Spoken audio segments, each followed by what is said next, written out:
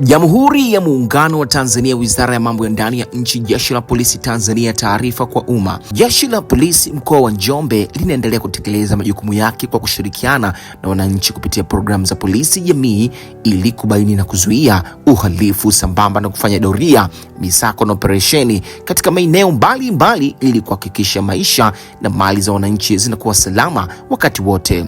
Aidha, linapenda kutoa ufafanuzi kuhusiana na picha mjongeo inayosambazwa kwenye mitandao ya kijamii ikiwa na kichwa cha habari kinachosema polisi Njombe achomwa moto na kupora silaha, kwamba taarifa hiyo ni ya uongo, kwani mkoa wa Njombe hakuna tukio kama hilo lililotokea.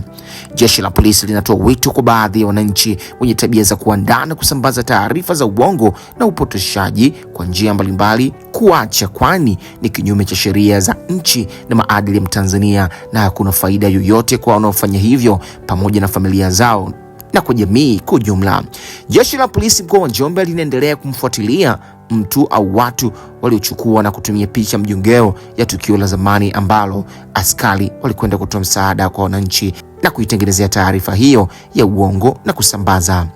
Imetolewa na kamanda wa polisi mkoa wa Njombe. Hii ni sauti ya Rami Ramsey kutoka GA Lens.